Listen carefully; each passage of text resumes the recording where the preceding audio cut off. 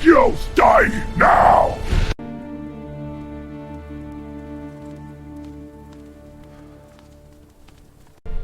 The legends are true. This world is vast. Vaster than you know, my friend. Our journey begins. The wind coming down the Bitterroot Pass did not blow. It scraped. It carried the smell of crushed pine needles and the metallic promise of early snow. Gideon Vance sat motionless beside the dying embers of his fire. He was 62 years old. His hands wrapped around the rusted tin of his coffee cup looked like old leather left too long in the sun. The knuckles were swollen, mapped with white scars from decades of pulling rope and hauling salt across the jagged spine of the mountains. Daylight was bleeding out of the sky. For most men, twilight meant it was time to rest. For Gideon, it meant the world was disappearing.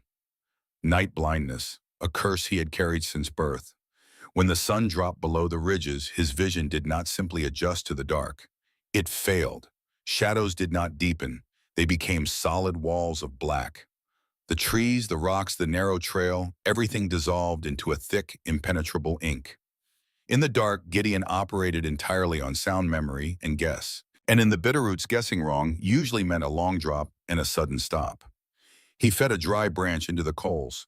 Sparks spiraled upward and vanished. 20 feet behind him, tied to a dead ironwood tree, his 3 mules shifted in the cold. Dust rust and trouble. Their packs were heavy loaded with 400 pounds of rock salt bound for the Silverbridge trading post. Gideon's thumb rested on the hammer of the Winchester rifle across his lap. The steel was freezing. He listened. A mountain man learns to separate the sounds of the wild, the snap of a twig from a settling buck, the rustle of brush from a prowling cat. But the sound that came from the trail ahead was neither. Footsteps, heavy, deliberate, walking upright, 2 legs, not 4, the crunch of boot leather on loose gravel. Whoever it was knew how to walk on mountain stone, pacing themselves, shifting weight to avoid sending rocks tumbling down the gorge. The footsteps stopped just at the edge of the fire's weak halo. Gideon did not raise the rifle. He did not tighten his grip. He sat perfectly still, his dead eyes staring into the blackness. Silence stretched. The wind howled through the granite teeth of the pass. Then a voice. It was female, but it carried the rough, vibrating depth of gravel sliding over a tin roof. It was not a voice used to begging. It was a voice used to giving orders, worn down by exhaustion. "May I warm up by your fire?" Gideon did not ask who she was. He did not ask if she was alone or if she was armed. Out here, questions were a waste of breath. A person out in the Bitterroots after sundown without a fire was a person 2 hours away from freezing to death. His scarred left hand moved away from the rifle. He reached beside him, picking up an iron skillet holding the remains of his venison and bean stew. It was cold, but it was food. He slid the heavy skillet across the flat rock toward the edge of the firelight. It scraped with a dull, heavy sound. "Eat," Gideon said. His voice was cracked, dry as old timber. From the darkness, a massive silhouette shifted. As the figure stepped closer, the wind shifted direction. It blew from the stranger toward the mules. Suddenly, the night exploded into chaos. Dust let out a high, terrified bray. Russ slammed his hooves into the dirt, pulling violently against the hitching rope. Trouble, the largest and meanest of the 3, reared back, eyes rolling white in the dark, snapping his jaws. They had caught a scent, the scent of an apex predator. The heavy wooden branch of the ironwood tree groaned. Trouble threw his entire 600-pound weight backward, trying to snap the leather tether. Gideon started to rise his hand, instinctively grabbing the rope end near his boot, but he was too slow in the dark. The stranger moved. It was not a human movement. It was a blur of raw, terrifying kinetic force. The massive shadow crossed the 20 feet of camp in 2 strides. A hand large and thick with muscle clamped down on Trouble's leather halter. The mule bucked, kicking out with enough force to shatter a man's ribs. The stranger did not flinch. She simply planted her boots into the frozen dirt and twisted her wrists downward. The sheer mechanical leverage, backed by terrifying physical strength, forced the massive animal's head down. Trouble let out a whistling snort and froze his knees, buckling slightly under the pressure. "Easy," the gravelly voice commanded. It was not soothing. It was absolute. The mule stopped fighting. Dust and rust quieted, trembling, stepping back into the shadows. Gideon remained by the fire. He could not see what had just happened, but he heard it. He heard the sudden shift of weight, the brutal, effortless subjugation of a feral animal. No human woman had that kind of strength. Very few men did. The figure released the mule and walked slowly back to the fire. She sat heavily on a rock opposite Gideon. He heard the scrape of the tin spoon against the iron skillet. She ate quickly, methodically, without making a sound of pleasure or complaint. They sat in silence for hours. The fire burned down to a red glow. Gideon slept sitting up, his chin on his chest, his rifle on his knees. He did not know if he would wake up with his throat cut. He accepted the risk. In the mountains you shared the fire. That was the law. What happened after was up to God. Dawn did not arrive with warmth. It leaked over the jagged peaks like dirty bathwater, turning the sky a bruised, freezing gray. Gideon opened his eyes. The blackness slowly receded, giving way to shapes, then outlines, then details. He looked across the white ash of the dead fire. She was sitting exactly where she had been the night before. Gideon did not gasp. His expression did not change, but his jaw tightened. She was an orc. She sat nearly 7 feet tall, her broad shoulders wrapped in a tattered, heavy wolf-hide coat. Her skin was the color of bruised moss, thick and leathery. 2 lower tusks protruded past her scarred upper lip. But it was her face that told the real story. It was a map of violence. Jagged white lines crossed her cheeks and neck. Her dark hair was shaved close on the sides, braided tightly down the back. A massive rusted iron cleaver rested in a leather sheath strapped to her thigh. She was looking right at him. Her eyes were deep amber and completely devoid of fear. Orcs were a myth to city people, a nightmare to homesteaders. They were tribal, brutal, and fiercely territorial. They moved in war bands. They never traveled alone. And above all, they carried a distinct heavy musk, a scent of pine resin, dried blood, and earth that marked their clan allegiance. Gideon inhaled slowly. The air smelled of wood smoke and frost. Nothing else. She had no scent. A clanless orc, an exile, a ghost. "You're an orc," Gideon said. His voice was flat, stating a fact, not a judgment. The orc did not blink. She leaned forward, resting her massive, calloused forearms on her knees. "And your eyes are dead," she said. Her voice was a low rumble. "When the fire popped last night, you looked at the sound, not the spark.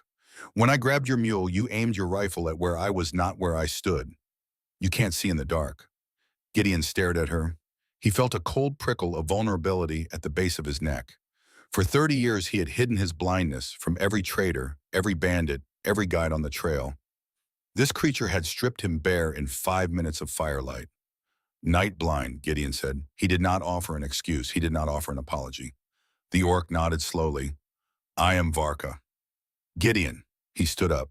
His joints popped stiff from the cold. He walked past her, deliberately turning his back to her, and began checking the straps on the mules. Trouble gave a low, nervous grunt as Gideon tightened the cinch around the saw packs. "You travel alone," Varka said, watching him. "A blind man on a mountain that kills men who can see." "I see fine when the sun's up," Gideon grunted, pulling a heavy leather strap tight. "And I don't need a babysitter. Move on. The trail goes north and south. Pick one." Varka did not move. She watched his hands. She saw the tremor in his fingers. She saw the deep white scars across his knuckles. "The wind changed an hour ago," Varka said. She pointed a massive green-skinned finger toward the northern peaks. "Look at the ridges. The clouds are dropping. It's not frost today. It's a whiteout, a blizzard." Gideon paused. He squinted at the horizon. The sky was turning a sickening shade of violet. The air pressure was dropping rapidly. He felt it in his bad knee. She was right. A bitterroot blizzard. If it caught them in the open, they would be frozen solid by midnight. "There's an overhang 3 miles up." Gideon set his mind racing, calculating distance and speed. "If we push the mules, we can make it." "We?" Varka asked. Gideon stopped. He looked back at her. She was a monster to the rest of the world, a walking death sentence. But she had quieted his mule, she had predicted the weather, and she hadn't killed him in his sleep. "I have salt to sell in Silver Ridge," Gideon said. "I can't afford to bury it in the snow. You want a fire tonight, you carry a pack." Varka stood up. She towered over him. Without a word, she walked to dust, untied a 50-pound sack of salt from the mule's saddle, and threw it over her massive shoulder like it was a bag of feathers. They marched. For the first 2 hours, the trail was wide enough for a wagon. Gideon led, setting a punishing pace. Varka walked behind him, silent her heavy boots, leaving deep impressions in the frozen mud. The mules followed heads down, sensing the urgency in the air. By noon, the temperature plummeted. The first flakes of snow began to fall. Not soft drifting flakes, but hard-biting crystals of ice driven by a rising crosswind. It stung Gideon's face like buckshot. He pulled his wool collar up, his eyes watering. By mid-afternoon, the snow was blinding. The trail disappeared under 2 inches of white. The wind roared a deafening shriek that drowned out the sound of the mule's hooves. Gideon's lungs burned with every breath. He kept his eyes locked on the faint indentation of the path, relying on decades of memory. Then the trail vanished. Gideon stopped. He wiped the ice from his eyebrows and peered through the swirling white chaos. A massive wall of gray stone blocked the path. A rock slide, fresh. The boulders were the size of cabins, completely burying the day route. Gideon's heart dropped into his stomach. His breathing hitched. Varka stepped up beside him. The snow was piling on her broad shoulders, but she did not seem to feel the cold. She looked at the rock slide, then up at the jagged cliffs above them. "Blocked," she yelled over the wind. "I can see that," Gideon barked, panic starting to claw at the edges of his mind. "There is an other way," Varka said. She pointed to a narrow ascending slit in the rock face to their right. It was barely a goat path carved into the side of a vertical cliff. It climbed up and around the rock slide. Gideon looked at it. The path was 2 feet wide. On the left, a solid wall of granite. On the right, a sheer drop into a canyon so deep the bottom was lost in the mist. "The night route," Gideon said, his voice barely a whisper. "It takes 2 hours to cross," Varka said. Gideon looked at the sky. The blizzard had completely blotted out the sun. The light was failing fast. In 30 minutes, it would be pitch black. "No," Gideon said. He took a step back. His hands began to shake. "No, I can't. Not that trail. Not in the dark." "If we stay here, we freeze," Varka said.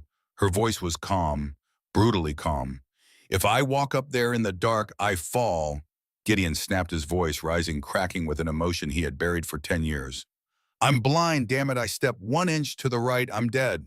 The mules go over. I go over." Varka turned to fully face him. She reached out. Her massive, heavy hand grasped his shoulder. The grip was iron, but it was not violent. It was an anchor. "You will not fall," Varka said. Gideon looked up into her amber eyes. The snow whipped between them. "How do you know?" Gideon asked, his voice trembling. "Because I will be in front of you," Varka said. "I will tell you where to step. I will tell you when to stop. You will listen to my voice, and you will live." Gideon stared at her. To trust a stranger was foolish. To trust an orc was suicide, but to trust anyone to guide him blindly across a 2-foot ledge over a bottomless pit, that was asking a man to tear out his own instincts and hand them over. 10 years ago, a different mountain, a different blizzard, his brother Arthur walking ahead of him, the sun dropping, the blindness taking over. "Hold up, Gid. Let me find the rope." Gideon had frozen. 3 seconds of hesitation in the dark, fumbling for the coil of hemp at his belt. A crack of loose stone, a shout cut terribly short. Then just the wind. Gideon closed his eyes. The memory tasted like copper and bile in his throat. He opened his eyes. The light was almost completely gone. The gray world was turning into a charcoal smear. The blindness was coming. He unbuckled the Winchester rifle from his back and slid it into the saddle scabbard on trouble. He wouldn't need a gun. He needed his hands. He walked to the front of the line. "Take the lead rope," Gideon said, his voice hollow. Varka took the thick leather strap attached to Dust's halter. She looked at Gideon. The last traces of daylight died. The world went instantly, completely, suffocatingly black. Gideon was plunged into the void. He was standing on a mountain in a blizzard, and he could see absolutely nothing. Panic flared in his chest, hot and violent. His breathing turned ragged. He reached out blindly, his thick fingers scrambling until they found the rough, freezing granite of the cliff wall on his left. He dug his nails into the stone. "Gideon." The voice came from the dark ahead of him, low, heavy, grounded. "I am here," Varka said. "Keep your left hand on the wall, your right hand on the mule's pack. Step when I step." Gideon swallowed hard. His mouth was entirely devoid of moisture. "Go," he rasped. The sound of Varka's heavy boots scraping on the stone. "Straight path, flat rock, 3 steps, Varka commanded. Gideon forced his right foot forward. His boot hit solid rock. He slid his left hand along the freezing wall. 1 step, 2 steps, 3. Stop, Varka said. Gideon froze. He could hear the wind screaming to his right, pulling at his coat, trying to drag him into the abyss. If he leaned an inch to the right, he would drop into nothingness. His knuckles were white. His jaw ached from clenching. Slight left curve. The path narrows. Put your shoulder to the rock, Varka instructed. Her voice was a steady drumbeat in the chaos of the storm. Slide your feet. Do not lift them. 10 paces. Gideon turned his body sideways. He pressed his cheek, his chest, his hips against the freezing granite wall. He slid his right boot forward, scraping the rock, then his left. He counted in his head. 1, 2, 3. The mules followed blindly behind him, the clinking of their harnesses, the only sound besides the wind. 4, 5, 6. Gideon's breathing was incredibly loud in his own ears. Every muscle in his body was locked in a state of titanic tension. The darkness was heavy, pressing against his eyeballs. He felt dizzy. The vertigo of knowing there was a drop just inches away from his right heel was paralyzing. He stopped. He couldn't move his right foot. His boot was glued to the stone. I can't, Gideon gasped, his chest heaving against the cliff knees. I can't see. I'm going over. I'm going over. The wind roared. Gideon. The voice was right next to him. Varka had stepped back. He felt the massive, heavy warmth of her presence just inches from his face. You are not falling, she said, her voice dropping to a low, resonant hum that cut straight through the panic in his brain. The wall is solid. The ground is flat. I am looking at your feet. You have 6 inches of stone to your right. You are safe. Arthur, Gideon whispered into the dark, his mind fracturing under the terror. I couldn't find the rope. I couldn't find it. A heavy leather-clad hand pressed flat against the center of Gideon's chest. The physical contact was shocking. It was immense. It pushed him firmly back against the wall, grounding him. I am not Arthur, Varka said, and I do not need a rope. I am looking at the path. Breathe. Gideon took a shuddering breath. The smell of the freezing air filled his lungs. The heavy hand on his chest did not move. It was a physical anchor in a world of pure black. Step, Varka commanded softly. Gideon slid his foot forward. Step. He slid the other. For 2 hours they moved like a single organism through the void. Varka's voice became Gideon's entire universe. Step wide. Watch the ice. Duck your head. Halt. He stopped thinking. He stopped remembering. He simply became a physical extension of her commands. The mules followed, trusting the man who was trusting the monster. The wind began to die down. The screaming howl faded to a dull roar, then to a low whistle. The freezing rain stopped lashing at Gideon's face. The path widens, Varka said. Her voice sounded further away. The wall is ending. We are in a cavern. Stop. Gideon stopped. He reached out with his left hand. The wall was gone. He reached down with his right foot. The ledge had opened up onto flat, even ground. His knees buckled. He hit the dirt hard, his hands digging into the dry, dusty floor of the cave. He was shivering violently, not from the cold, but from the sudden catastrophic release of adrenaline. He stayed on his hands and knees, staring into the impenetrable black, his chest heaving as he gasped for air. He heard the heavy thud of Varka dropping the salt pack. He heard the rustle of dry wood. A moment later, a spark clicked. Then another. A small flame flickered to life. The orange light pushed back the darkness. Gideon blinked, his eyes stinging. He was kneeling on the floor of a massive, shallow cave. The mules were standing quietly behind him, covered in a thin layer of frost. And 10 feet away, kneeling by a small pile of burning kindling, was Varka. The firelight caught the deep scars on her face. Her breathing was entirely steady. She did not look exhausted. She did not look frightened. She looked at Gideon, her amber eyes reflecting the dancing flames. Gideon slowly pushed himself up to a sitting position. His hands were still shaking. He wiped the freezing sweat from his forehead. He looked at the cliff ledge they had just crossed, a jagged crack in the stone that disappeared into the blackness outside the cave. He looked back at the orc, a creature bred for slaughter, in exile, a monster. She had just carried a blind man across a tightrope of ice in the dark using nothing but the sound of her voice. Gideon reached out with his trembling hand, picked up the iron skillet from his pack and set it on the rocks near the growing fire. He pulled a wrapped brick of dried meat from his coat and tossed it across the flames. It landed perfectly at Varka's boots. He did not say thank you. The words were useless. He simply looked at her, the firelight casting long shadows against the cave walls. Tomorrow, Gideon said, his voice a low, gravelly rasp. You take the heavy pack. Varka looked at the meat, then up at the old scarred man.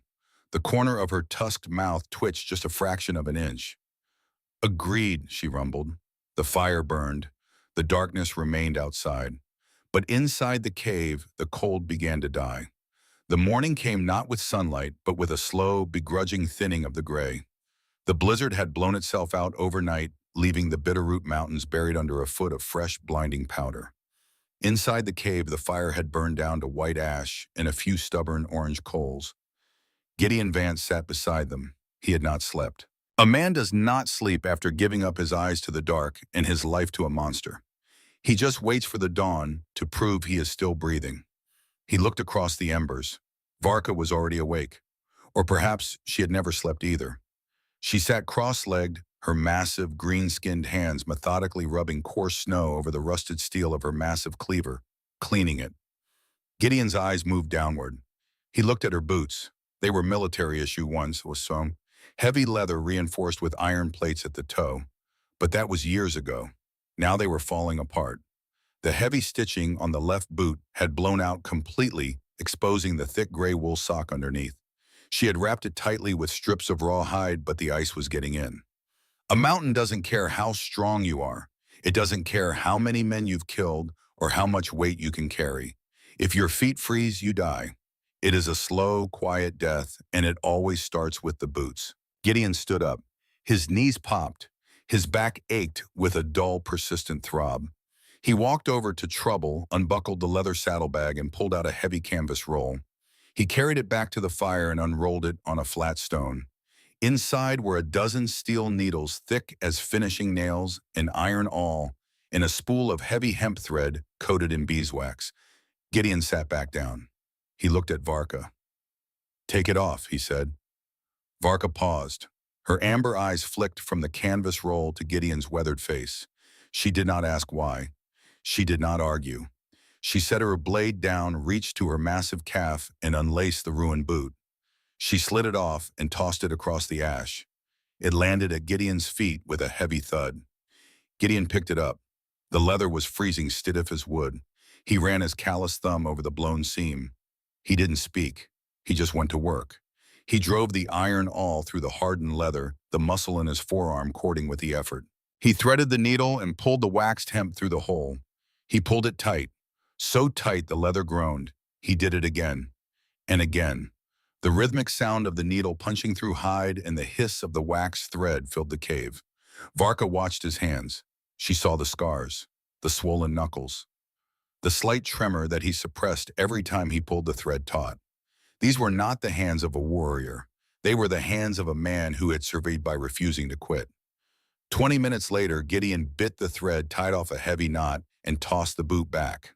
"The cold makes the leather brittle," Gideon said, packing up his needles. "Keep grease on it. Bear fat if you can find it. Pine pitch if you can't." Varka caught the boot. She inspected the seam. The stitches were ugly. They were thick, brutal, and completely lacking in grace, but they were strong enough to hold a wagon together.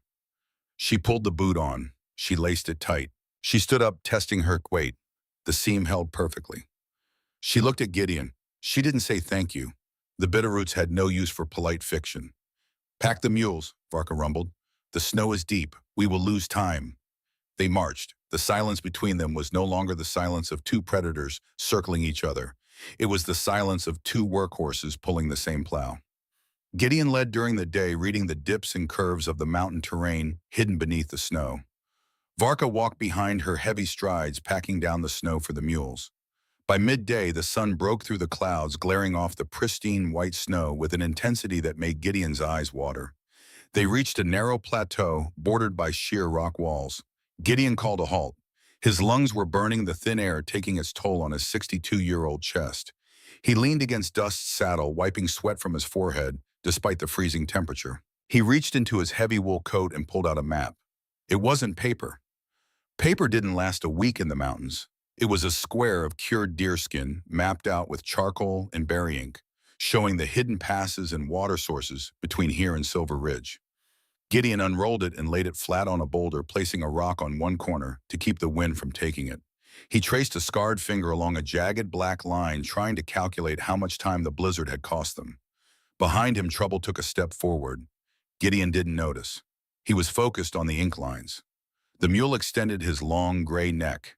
His large, blocky teeth closed around the top half of the deerskin map.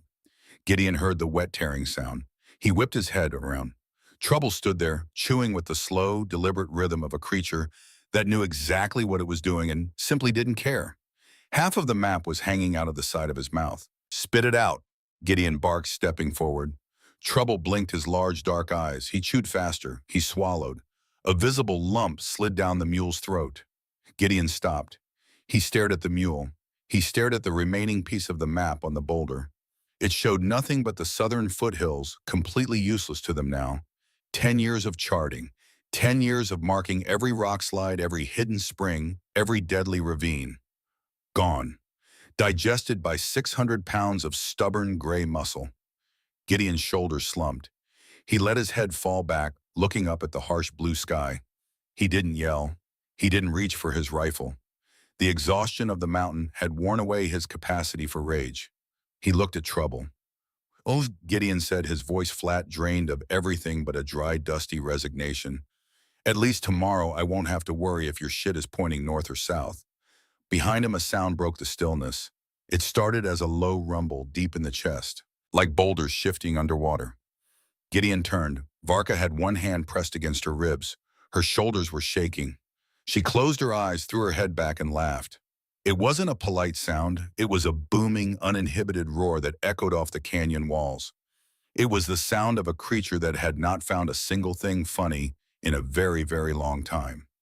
Gideon stared at her. The fierce, terrifying mask of the orc warrior had shattered. For that brief moment, the deep scars on her face shifted, curling upwards. She wasn't a monster. She was just a traveler on a cold rock, laughing at a miserable old man and his idiot mule. Gideon felt the corner of his own mouth twitch. A dry, rusty chuckle escaped his throat. "Don't encourage him," Gideon muttered, turning back to pack up the useless scrap of leather. But the air felt different. The invisible wall that stood between the human and the orc, built by decades of blood and hatred, had cracked. A map was gone. But something else had been drawn in its place. They pushed forward. But the mountain has a way of balancing every moment of warmth with a freezing dose of reality. Late in the afternoon, the trail narrowed again. It curved sharply around a limestone outcropping, hugging the edge of a sheer drop. The wind picked up, biting through Gideon's coat. He recognized this bend. He recognized the shape of the rocks. He recognized the way the wind sounded as it cut through the gorge below. His stomach tightened into a hard, cold knot. He slowed his pace. His breathing grew shallow. He rounded the corner. There it was, a cairn, a small stack of weathered gray stones piled roughly 3 feet high and sitting exactly 2 feet from the edge of the cliff. The snow had covered most of it, but the shape was unmistakable. Gideon stopped. Dust bumped into his back, but Gideon didn't move. He reached down to his belt to unhook his tin canteen. His hands were shaking, not a tremor from the cold. A violent, uncontrollable shaking. His fingers slipped. The tin canteen hit the rocky ground with a loud clatter, rolling toward the edge of the cliff. Gideon didn't try to catch it. He just stared at the stones. Varka stepped up beside him. She looked at the dropped canteen. She looked at the shaking hands of the man beside her. Then she looked at the stones. She did not ask what it was. She knew a grave when she saw one. 10 years, Gideon said. His voice was a hollow whisper, barely carrying over the wind. 3,650 days. Varka remained silent. She stood beside him like a granite pillar, offering nothing but her presence. His name was Arthur. Gideon said, his eyes fixed on the snow-covered rocks. "My older brother. He wasn't blind. He was the one who usually walked point when the sun went down." Gideon's jaw clenched. The muscles in his neck stood out like steel cables. It was a storm, worse than the one we had yesterday, black as pitch. He was walking ahead.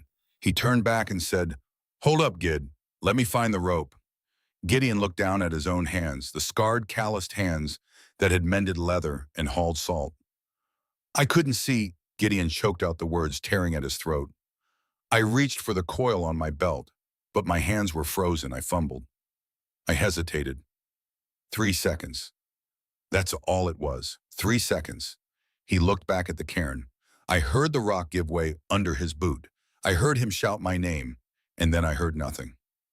Gideon fell silent. The wind whipped around them. "You blame yourself for the stone breaking," Varka said. It wasn't a question. "I blame myself for the 3 seconds," Gideon said bitterly. "If I had the rope ready, if I wasn't blind, if I wasn't useless when the sun goes down, I could have thrown it. I could have caught him." He closed his eyes. "I didn't lose him," Gideon whispered. "I dropped him." Varka looked at the old man. She saw the crushing weight he carried, a weight heavier than any pack of salt. He had built this grave. He had stacked these stones, and for 10 years he had walked past it, torturing himself, paying a penance to a mountain that didn't care. Varka stepped forward. She reached down and picked up the tin canteen from the edge of the cliff. She brushed the snow off it. She held it out to him. "The stone broke," Varka said, her gravelly voice cutting through the wind. "The mountain took him, not you." Gideon opened his eyes. He looked at the canteen, then up at her scarred face. "You do not honor the dead by bleeding for them every day," Varka said quietly. "You honor them by surviving." Gideon stared at her for a long time. His hands slowly stopped shaking. He reached out and took the canteen. He hooked it back onto his belt. He didn't say anything. He just nodded once. A short, sharp jerk of his chin. He stepped past the grave and kept walking. But the mountain wasn't done with him. The light began to fade earlier than expected, blocked by the towering peaks to the west. The shadows lengthened, stretching across the trail like dark fingers. Gideon's vision began to fail. The edges of the rocks blurred. The snow lost its contrast, turning into a flat gray sheet. He was walking on memory and instinct, his mind still heavy with the ghost of his brother. He didn't see the patch of black ice hidden beneath a thin layer of powder. His right boot hit the ice. It slipped sideways. All of Gideon's weight came down at a terrible, twisted angle. A sound cracked through the cold air. A wet, heavy pop, like a green branch breaking over a knee. Gideon went down hard. He hit the stone shoulder first, the breath blasting out of his lungs. A blinding spike of pain shot from his right ankle, burning straight up his leg into his spine. He rolled onto his back, his hands instantly clutching his knee, his jaw locking tight to hold in the scream. Gideon Varka was there in a heartbeat. She dropped to one knee beside him, her massive hands already reaching for his leg. "Don't touch it," Gideon hissed through gritted teeth. His face was entirely devoid of color, pale as the snow around them. Sweat broke out on his forehead. Varka ignored him. Her heavy, leather-clad hands moved down his shin with surprising gentleness. She felt the joint through the thick leather boot. "It is not broken," Varka said, her voice calm, assessing. "But the joint is torn, dislocated, and sprained." Gideon let his head fall back against the freezing rock. He closed his eyes. He knew what a torn ankle meant out here. It meant the end. A man who cannot walk cannot survive the Bitterroots. He becomes dead weight, and dead weight gets left behind. It was the brutal, unspoken law of the trail. "Leave the salt." Gideon rasped, his breathing shallow from the pain. "Take trouble. He can carry you. Leave dust and rust with me. I have enough dried meat for a week. Someone will come down the pass." It was a lie. No one was coming. They both knew it. Varka looked down at him. Her amber eyes narrowed. Without a word, she stood up. She walked over to Dust. She unbuckled the heavy salt packs from the mule's saddle, lifting the 100 pounds of dead weight as if it were a blanket. She walked over to Trouble, who snorted in protest, and strapped the extra weight onto his already heavy load. She walked back to Gideon. "What are you doing?" Gideon ground out. Varka leaned down. Before Gideon could protest, she slid her massive arms under his back and under his knees. With a grunt of effort, she stood up, lifting the 200-pound man off the ground as easily as a child. "Put me down, damn it!" Gideon snarled, his pride flaring even through the blinding pain. "I am not a sack of grain." You are an idiot, Varka rumbled, walking toward Dust. If I leave you here, you freeze by midnight. I am not digging another grave on this mountain. She hoisted him up and set him gently into Dust's saddle. Gideon gripped the saddle horn, his knuckles turning white as a fresh wave of agony washed over his ankle. He looked down at the orc. I slow you down, we both die, Gideon said, his voice dropping to a harsh whisper. Varka met his gaze. Her scarred face was immovable. Then we both die, she said simply. She turned, picked up the lead rope, and began to walk. Gideon sat on the mule, staring at her broad back as she broke the trail through the snow. The pain in his leg was a constant, searing fire. But something else burned in his chest, a strange tight knot that had nothing to do with the cold. He was 62 years old. He had lived his entire life believing he had to earn his right to exist every single day. He had to be useful. He had to be strong. The moment he wasn't, the world would discard him. This creature, this outcast, owed him nothing. He was useless to her now, a liability. Yet she pulled him forward. They made camp in a narrow defile, just as the true darkness set in. Gideon could not help with the fire. He sat on his bedroll, his back against a stone wall, his teeth chattering as the adrenaline crashed out of his system. The fire flared to life. Varka knelt beside him. She had heated a canteen of water over the flames. She pulled a ragged piece of wool from her pack, soaked it in the hot water, and wrung it out. Take the boot off, she said.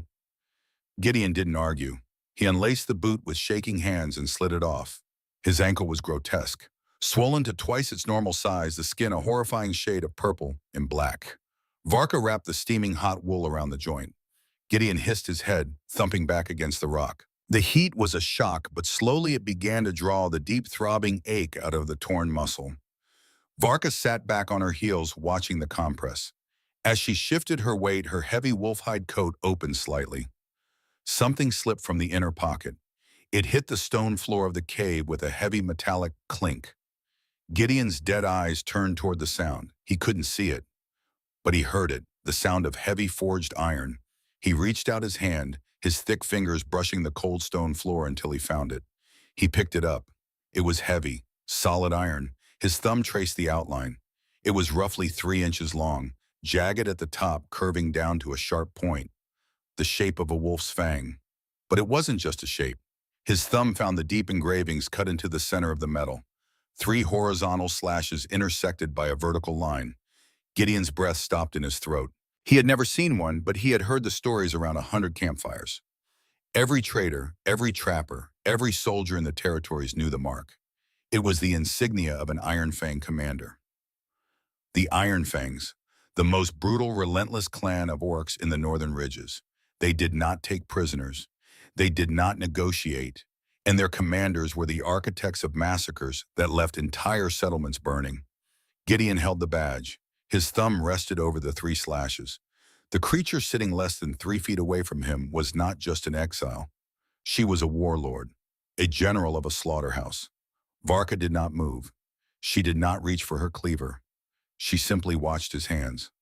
She waited for the realization. She waited for the fear. She waited for the old man to reach for the rifle leaning against the rock beside him. Gideon sat perfectly still. The fire crackled. The wind howled outside the defile. He thought about the grass on the cliff. He thought about the 3 seconds of hesitation. He thought about the massive, gentle hands that had wrapped his swollen ankle 5 minutes ago. He didn't ask how many men she had killed. He didn't ask why she was cast out. Slowly, Gideon extended his hand forward. He held the iron badge out in the empty space between them. Heavy thing to carry, Gideon said softly. Varka's breath hitched, a tiny, almost imperceptible sound. She reached out. Her massive green fingers brushed against his scarred knuckles as she took the badge.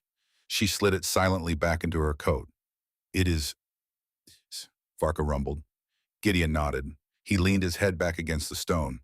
Get some sleep, Gideon said, closing his eyes. Tomorrow's a long walk. The fire burned down to embers. The temperature plummeted. Gideon lay wrapped in his wool blankets, shivering despite the heat of the compress on his leg.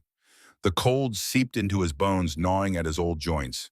He heard the rustle of Varka's heavy coat. He expected her to sleep on the far side of the fire as she had the night before. Instead, he heard the drag of her bedroll. She moved around the fire. She sat down her back against the same rock wall less than a foot away from him. She laid down. The sheer physical mass of her blocked the wind completely. The ambient heat radiating from her body was immense. Slowly, the violent shivering in Gideon's chest began to subside. An hour passed. The silence was absolute. Gideon thought she was asleep. Then he felt a weight. Varka had shifted in her sleep. Her massive, heavy head nodded to the side. It came to rest gently against Gideon's right shoulder. Gideon froze. His eyes were wide open in the dark. A warlord of the Iron Fang clan was sleeping on his shoulder. He could smell the pine pitch on her boots. He could hear the slow, deep rhythm of her breathing. He could feel the solid, undeniable weight of another living soul anchoring him to the earth. Gideon Vance, the man who had walked alone for 10 years, did not push her away. He closed his eyes. He let out a long, slow breath. And for the first time since his brother fell, the old man slept through the night. The Bitterroot Mountains do not negotiate. They only take. But as Gideon Vance rode the sway-backed mule named Dust through the final stretch of the high pass, he felt a strange, quiet defiance burning in his chest. His right ankle was a knot of screaming fire wrapped tight in wool and stiff leather, completely useless. He should have been dead. He was a blind, crippled old man hauling rock salt through a frozen hell. But he was breathing, and the massive silent shadow walking ahead of him was the reason why. Varka did not slow her pace. The snow was knee-deep, but she broke the trail like an icebreaker ship moving through a frozen sea. Her heavy cleaver hung at her thigh. Her broad shoulders cut off the worst of the biting wind. They were 2 miles from the descent, 2 miles from the timberline where the snow would turn to slush and the deadly high-altitude winds would finally break against the pines. Then trouble stopped. The big gray mule planted his hooves in the snow, his long ears swiveled forward, snapping rigid. He let out a low, vibrating snort that shook his massive chest. Gideon felt the change in the air immediately. The hair on the back of his neck stood. He pulled back on Dust's reins. "Hold," Gideon rasped. Varka stopped. She did not turn around. Her head tilted slightly, her amber eyes scanning the jagged white ridges above them. She raised her hand, signaling for absolute silence. The wind shifted. It blew up the pass, carrying a scent that hit Gideon's nose like a physical blow. It was not the smell of pine or snow or wet stone. It was the smell of wet fur, raw meat, and old blood. A low growl rolled down the canyon walls. It did not come from a single throat. It came from 5. Shadows detached themselves from the white outcroppings above. They moved with terrifying, fluid silence, leaping down the terraced rocks until they landed on the trail, blocking the narrow pass completely. 5 timber wolves, each one the size of a draft horse, their coats thick and matted with ice, their jaws dripping with hot saliva that steamed in the freezing air. But it was not the wolves that made Gideon's blood turn to ice. It was the riders on their backs. 5 orc warriors. They wore armor of blackened iron and hardened leather. Their faces were painted with streaks of white ash. They carried jagged spears and heavy curved axes, and they reeked of the clan musk, the heavy suffocating scent of the Iron Fangs. The lead rider pulled his massive wolf forward. He was a veteran, his face missing an eye, his jaw lined with iron piercings. He looked past Gideon. He looked past the mules. He locked his single eye entirely on Varka. "We tracked the stench of a human," the lad rider growled, his voice echoing off the canyon walls in the harsh guttural tongue of the orcs. "But we found a ghost instead." Gideon did not speak the language, but he knew the tone of an executioner. He slowly slid his right hand toward the saddle scabbard where his Winchester rifle rested. "Keep your hand off the iron, old man," Varka said in English, not looking back. Her voice was terrifyingly calm. "They are not here for your salt." She took a slow, deliberate step forward, placing her massive body directly between the wolf riders and Gideon. She dropped her hand to the hilt of her rusted cleaver. The lad rider laughed, a harsh barking sound. He switched to heavily accented English, meant for Gideon to hear. "Do you know what walks beside you, human?" The rider sneered, pointing a jagged spear at Varka. "You travel with a coward, a traitor to the blood, Commander Varka of the Iron Fang." Gideon sat motionless on the mule. The pain in his ankle faded, replaced by a cold, sharp adrenaline. She was given an order. The rider spat his wolf, pacing side to side, teeth bared. "A human settlement in the lowlands, 200 lives. It was her command to burn it, to leave no breath in their lungs. And what did the great commander do? The rider leaned forward, his face twisting in disgust. She broke her sword. She opened the gates. She let the prey walk away into the trees. The orc spat a wad of dark phlegm onto the snow.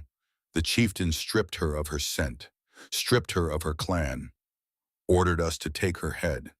We have hunted you for 2 winters, Varka. Gideon stared at her broad back. The stories of the Iron Fang massacres were legend in the territories, but this was a story no one knew. The monster was not in exile because she was too violent. She was in exile because she had refused to slaughter the innocent. She had thrown away her rank, her people, and her home to save a town of humans who would shoot her on sight if she ever knocked on their doors. Varka drew her cleaver. The heavy rusted iron scraped against the leather sheath. The sound was like a tombstone dragging across gravel. "You found me, Garl," Varka said, her voice dropping into a low rumbling register that made the snow beneath them vibrate. "Now see if you can take me." "Kill the human," Garl ordered his riders. "Take the traitor's head." The 5 wolves lunged. It happened faster than human thought.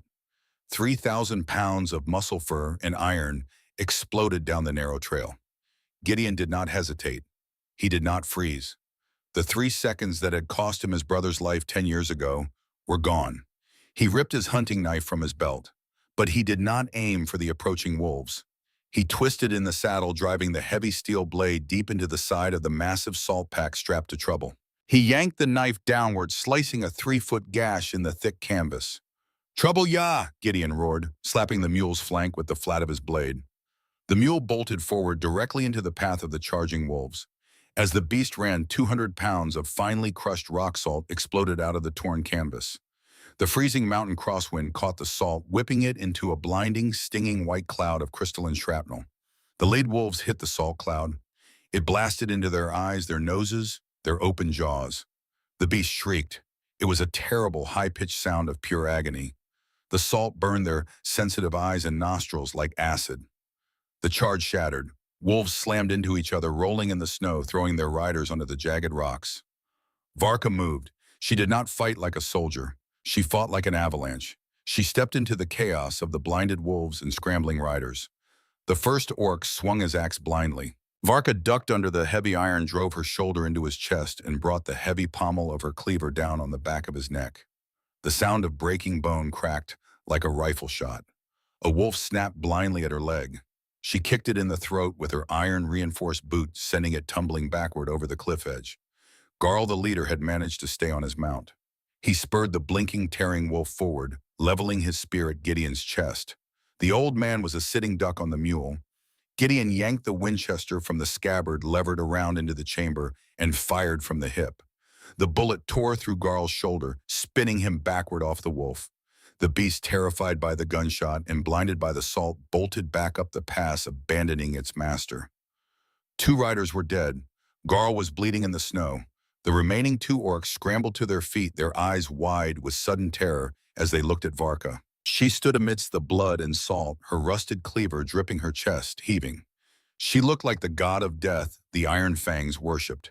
The 2 riders turned and ran, disappearing into the whiteout of the upper pass. Silence fell over the canyon. The only sound was the harsh, ragged breathing of the old man and the exiled commander. "The caves," Varka said, not looking at the bodies. "There is a limestone network a quarter-mile down. We move now. They will regroup and return with more." Gideon did not argue. He spurred dust forward. They left the trail, pushing through deep, untouched drifts of snow. The mules fought every step, but Varka dragged them forward by the halters. They descended into a jagged ravine, the wind dying completely as they stepped under a massive overhang of gray stone.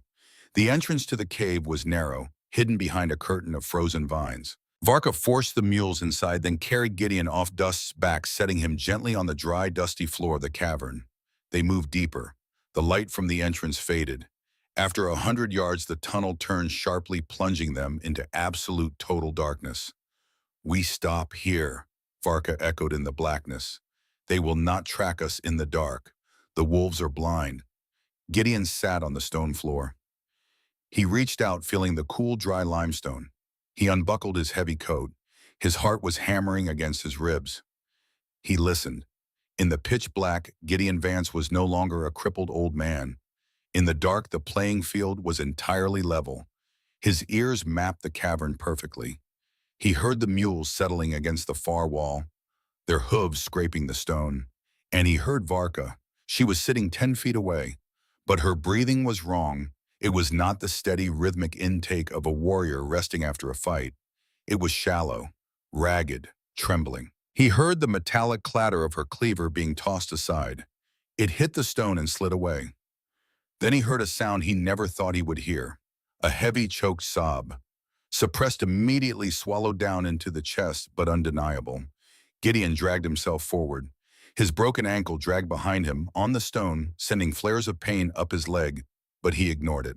He crawled blindly across the cavern floor until his hand brushed the heavy wolf-hide fur of her coat. She flinched violently, pulling away from his touch. "Do not," Varka whispered. Her voice was broken. The gravelly strength was completely gone. "I am covered in blood. I am covered in the filth of my clan." Gideon did not pull his hand back. He reached further. "They called me a monster," Varka said to the darkness, the words pouring out like a wound that had been tightly bound for years and suddenly cut open. "For my whole life, I was bred to be a weapon. I was taught to hate the smell of human blood. And when I finally refused to spill it, they took my name. They took my scent. They made me a ghost. And now, I have killed my own brothers to protect a man who cannot even see me."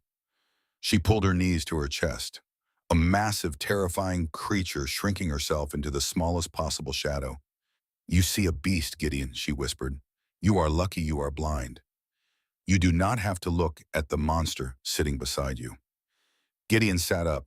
He leaned against the cave wall, resting his head back. He let the absolute darkness wrap around them. "When I was a boy," Gideon said, his voice quiet, steady, carrying the rough texture of a man who had lived too long. "The other children in the settlement used to hold their hands in front of my face after the sun went down. They would wave their fingers. They would laugh when I didn't blink. They called me a half-wit, an empty vessel, a man with dead eyes." He reached out his scarred, trembling right hand. He moved it slowly through the black air. He found her face. His rough, callous thumb brushed against her jawline. He felt the thick, leathery skin. He moved his hand upward, his fingers tracing the deep, jagged scars that crossed her cheek.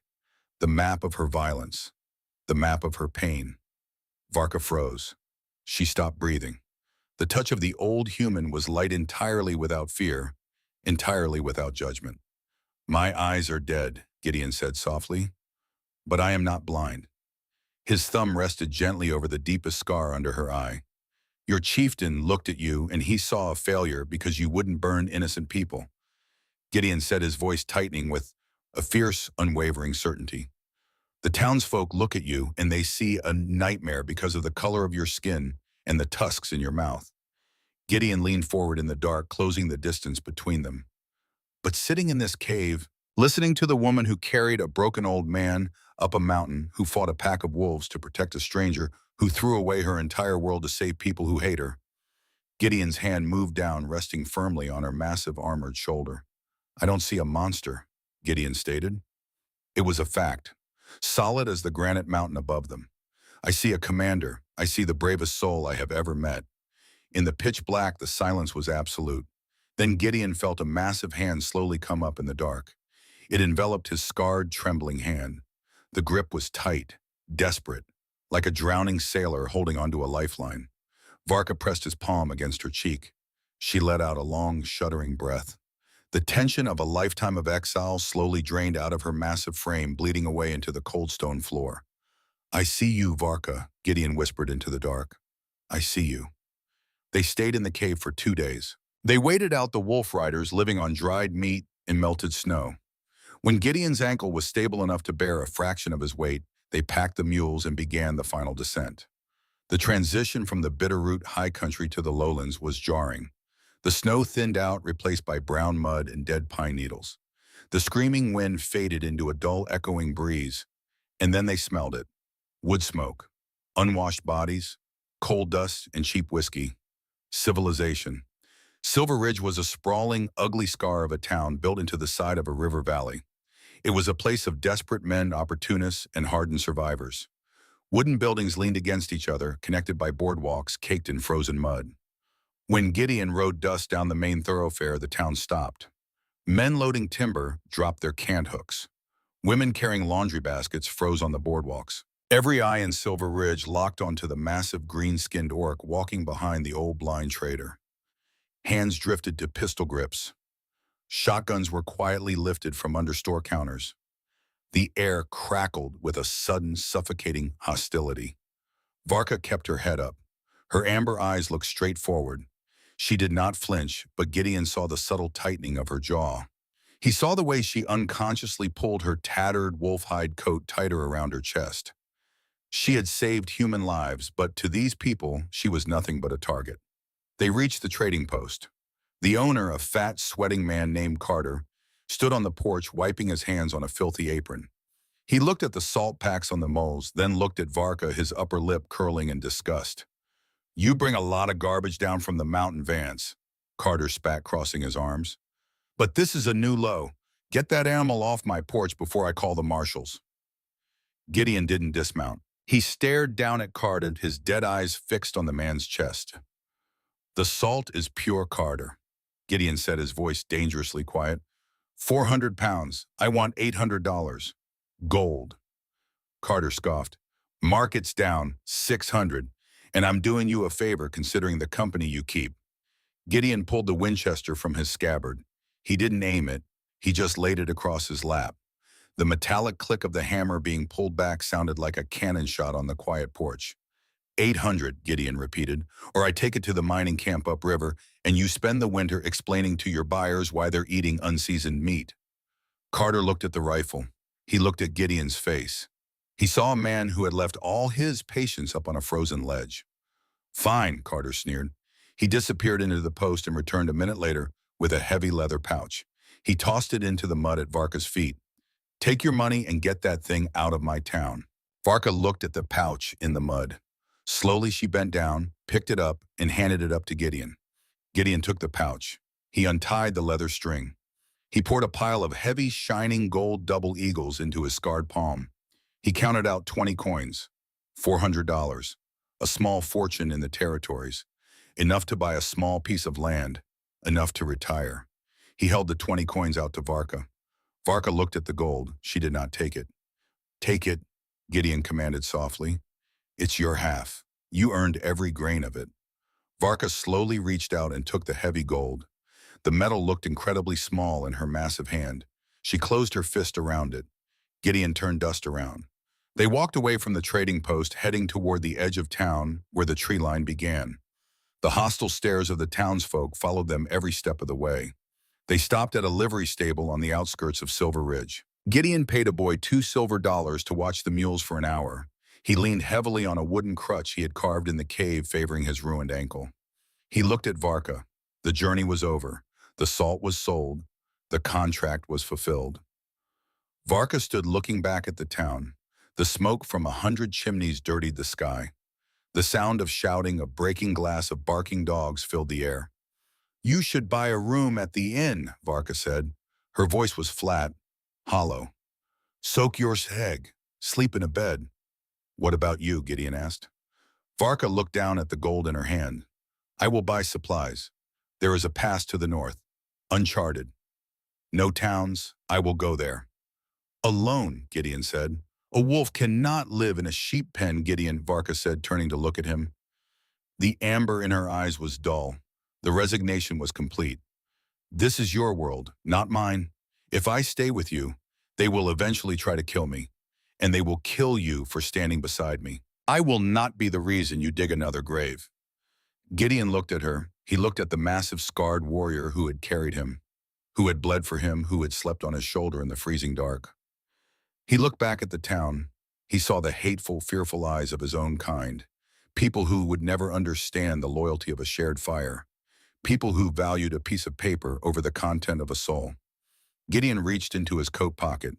He pulled out a folded piece of parchment sealed with red wax. His territorial citizenship. the paper that allowed him to trade, to own property, to exist in the civilized world.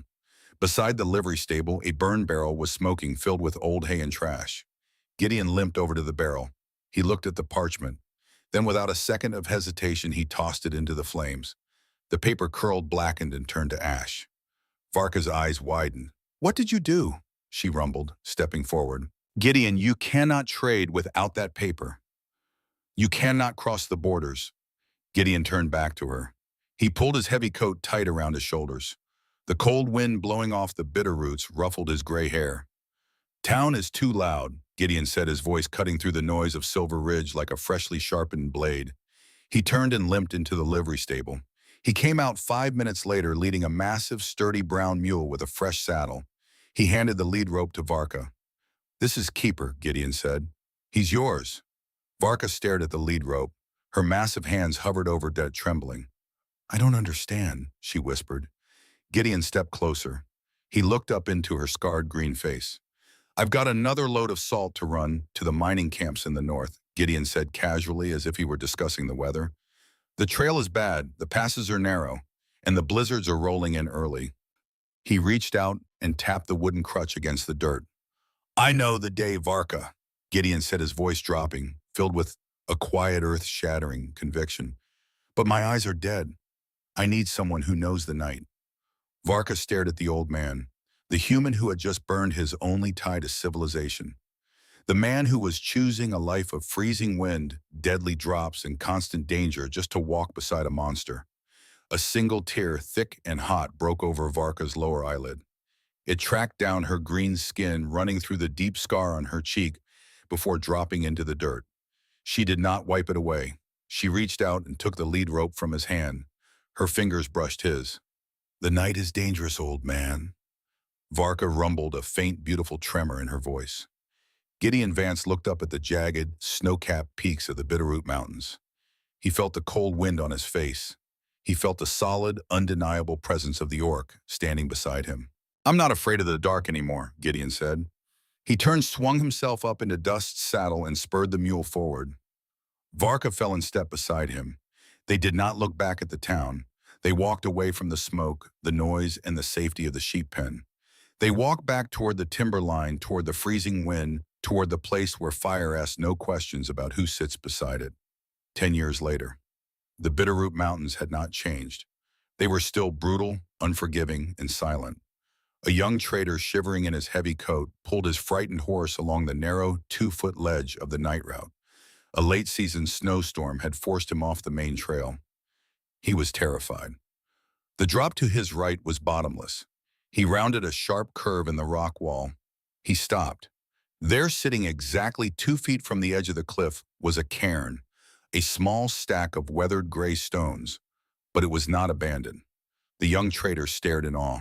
The snow around the cairn was packed down. Someone had been here recently. In the center of the stones, a fresh bundle of dried mountain sage had been placed, tied carefully with a heavy waxed hemp thread. The trader looked down at the ground. Leading away from the grave, heading deeper into the impossibly treacherous mountains, were 2 sets of footprints. One set belonged to a man. The boots dragged slightly on the right side, the unmistakable gait of someone walking with an old ruined ankle. The other set of footprints was massive, deep, the stride of a giant wearing heavy iron-reinforced boots. The footprints walked side by side, perfectly parallel, the small steps trusting the massive ones, the massive steps guarding the small ones. The young trader knelt in the snow. He had heard the legends in the taverns of Silver Ridge. Everyone had. The stories of a blind old man and a terrifying orc warlord who roamed the high passes. They called them the Eyes of the Bitterroot. They said if you were lost in the dark and you were worthy, they would find you.